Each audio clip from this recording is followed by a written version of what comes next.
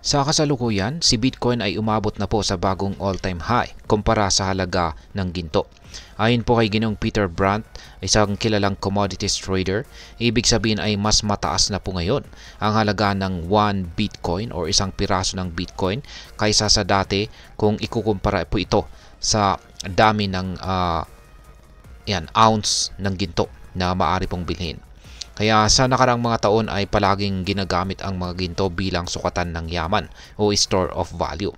Ngunit sa pagbagsak ng mga tradisyonal na paniniwala sa financial world, tila unti-unti pong nalalampasan ni Bitcoin ang ginto bilang modern digital gold. Ang balitang ito ay malaking bagay, hindi lamang po para sa mga global crypto enthusiasts, kundi pati na rin sa atin bilang mga Pinoy crypto trader at investors.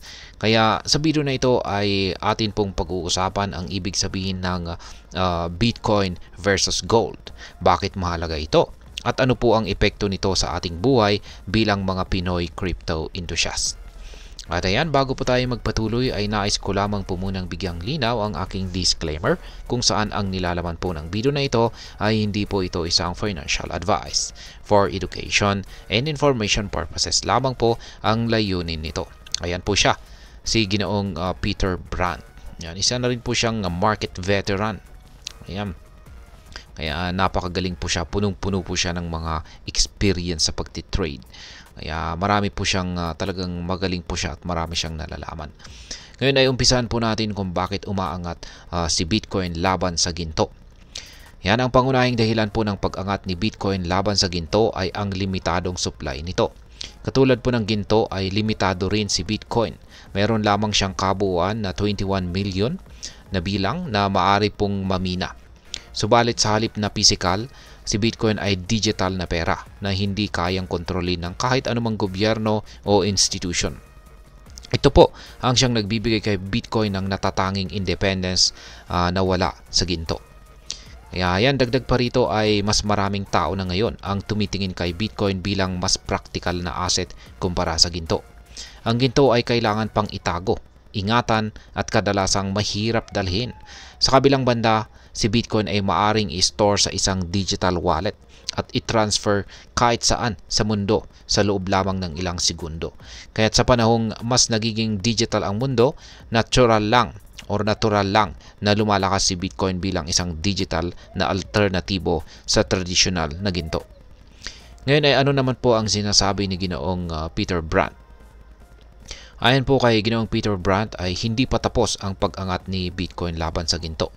Sa kasalukuyan, si Bitcoin ay nasa 39 ounce ng ginto kada isang piraso ng Bitcoin or kada 1 BTC. Yan, ito po ang pinakamataas na halaga nito sa kasaysayan.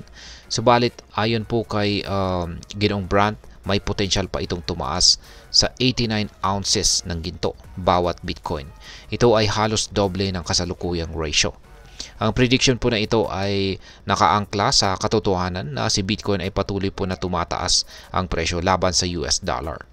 Nitong November 2024, matapos po ang eleksyon sa US, biglang umangat si Bitcoin mula po sa presyong $68,700 papuntang higit $106,000. Kung magpapatuloy po ang trend na ito, maaring marating ni Bitcoin ang target price na $120,000 ayon po kay Ginoong Peter Brandt.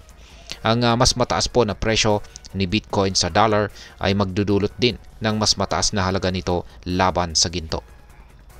Ngayon ay paano naman po naaapektuhan ang mga tayong mga Pinoy crypto investor dito?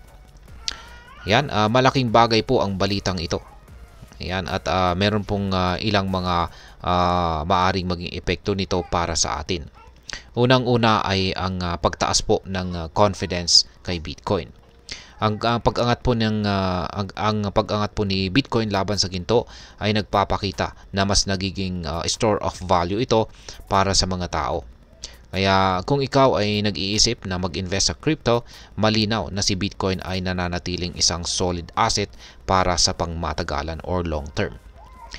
Yan, maliban dito ay ang posibleng pagtaas ng presyo ni Bitcoin. Yan, habang tumataas po ang demand para kay Bitcoin, asahan po natin na magpapatuloy din ang pagtaas ng presyo nito. Para sa mga Pinoy na nag-invest ng maaga, ito po ay magandang pagkakataon upang kumita. Ngunit para sa mga bagong investors, dapat pong maging maingat sa tamang timing ng pagbili. At meron na rin tayong isa pang posibleng maging epekto nito ay ang pagbabago ng perspektibo ng investment. Para sa mga sanay na mag-invest sa traditional na ginto o real estate, ang pag-angat po ni Bitcoin ay maaring magbukas ng pinto para subukan ang digital assets. Ang balitang ito ay nagpapalakas po ng tiwala sa cryptocurrency market bilang isang viable na investment option. Yan, panghuli ay ang pag-angat po ng crypto awareness dito sa Pilipinas. Habang nagiging headline ang Bitcoin sa buong mundo or globally, tiyak na mas maraming Pinoy ang magkakaroon ng interest dito. Ito ay maaaring magdulot po ng mas mataas na adoption ng crypto dito sa ating bansa. Ngayon ay ano naman po ang aking masasabi tungkol dito? Kung pagbabasihan po natin ay ang kasaysayan ni Bitcoin, malinaw po na patuloy itong umaarangkada bilang isang makabagong alternatibo sa ginto. Bilang isang Pinoy crypto trader o investor, ito po ay isang paalala na si Bitcoin ay hindi lamang po tungkol sa speculation o short-term gains. Ito po ay unti-unti nang kinikilala bilang isang maaasahang investment asset na may potensyal na tumagal sa hinaharap. Gayunpaman ay mahalaga pong maging maingat sapagkat ang volatility ni Bitcoin ay hindi po mawawala. Habang ito ay tumataas sa presyo, maaari rin po itong bumaba ng mabilis. Kaya't palaging alamin ang ating risk tolerance at maglaan po tayo ng pondo na handang na kaya nating tanggapin na mawala.